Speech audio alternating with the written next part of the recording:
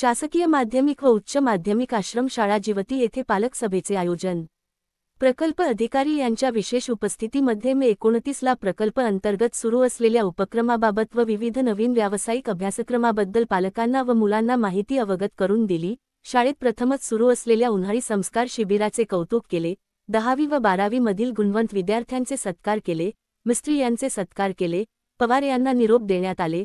पालक व तालुक्याचे माजी पंचायत समिती सभापती भीमराव मेश्राम, शंकर गेडाम, पो पाटील, शाव्यस अध्यक्ष झाडू कोडापे यांनी उपक्रमाचे कौतुक केले। शाळेला नवीन सभागृह, मुलासाठी वसतिगृह बांधून देण्यासाठी विनंती केली।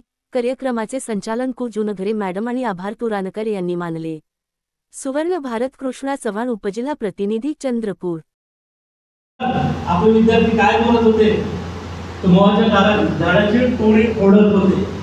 ते चित्र त्यांनी रेखाटलं, फोटो काढला आणि तिथून मला फोन केला। मी पुण्याला होतो, सिंहगडावर होतो, मला आठवते की सर तुम्ही काय केलं तुम्हाला माहित नाही, म्हणजे हे टोळी फोडणारे मोह विकणारे पोरं आज चांगल्या चांगल्या महाविद्यालयामध्ये इंजिनिअरिंगला प्रवेश घेणार आहेत। हे विद्यार्थी तयार आश्रमशाळेतून झाले। पहिला विद्यार्थी आमचा आश्रमशाळेचा MBBS ला गेला मागच्या 22-23 अशा इंजिनिअरिंगला गेले। याच्यासाठी जे शिक्षक प्रयत्न करतात, विभाग प्रयत्न करतात, तर यासाठी पालकांचं सुद्धा सहकार्य आम्हाला पाहिजे असं मला वाटते।